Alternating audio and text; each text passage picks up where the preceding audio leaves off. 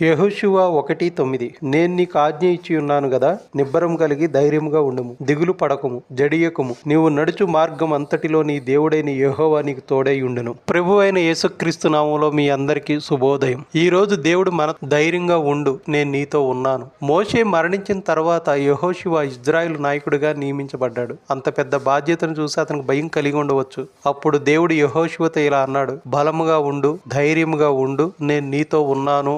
ఈ ఒక్క వచనంలో దేవుడు 4 గొప్ప సత్యాలను బోధిస్తున్నాడు.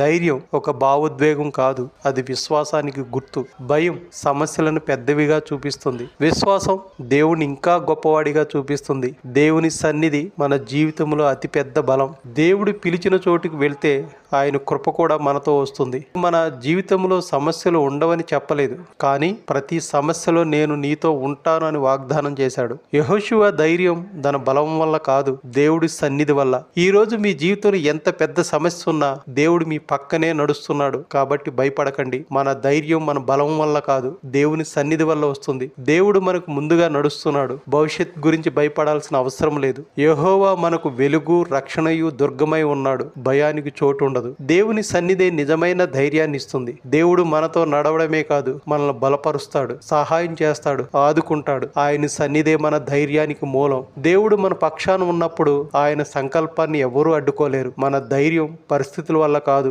దేవుని శక్తిపై ఆధారపడి ఉంటుంది. యెహోషువ దేవుడికి ఇచ్చిన వాగ్దానం నేటి ప్రతి విశ్వాసికి వర్తిస్తుంది. హెబ్రీయులకు రాసిన పత్రిక 13:5-6 వచనాల్లో నేను నిన్ను ఎన్నడూను విడువను, నిన్ను ఎప్పుడునూ ఎడబాయను అని దేవుడు మళ్ళీ హామీ ఇస్తున్నాడు. ఆయన మనతో ఎల్లప్పుడూ ఉన్నందున మనం భయంతో కాదు, ధైర్యంతో జీవించవచ్చు. యెహోషువ 1:9 మనకు నేర్పేది ఏమిటంటే, ధైర్యం అంటే భయం లేకపోవడం కాదు, భయం మధ్యలో కూడా దేవుని సన్నిధిని విశ్వసించి ముందుకు సాగడం. ఈ రోజు దేవుడు మిమ్మల్ని నన్ను ఎక్కడికి నడిపించినా ధైర్యంగా అడుగు వేయండి, ఎందుకంటే ఆయన మనతోనే నడుస్తున్నాడు. ధైర్యంగా ముందుకు సాగండి. మీ జీవితంలో భయపెడుతున్న ఒక విషయాన్ని దేవుని చేతిలో ఉంచి ప్రార్థించండి. నీవు ఎక్కడికి వెళ్ళినా దేవుడు నీతో ఉన్నాడు. యెహోషువ 1:9లో దేవుని శక్తివంతమైన వాగ్దానాన్ని ఈ రోజు మనం ధ్యానిస్తున్నాం. ధైర్యంగా జీవించడానికి దేవుడిచ్చిన ప్రోత్సాహాన్ని తెలుసుకొని బలం మరియు విశ్వాసం కోసం ప్రార్థనలో పాల్గొనండి. ప్రియ పరలోక తండ్రి, ఈ రోజు యెహోషువ 1:9 ద్వారా మాతో మాట్లాడినందుకు నీ కృతజ్ఞతలైనా.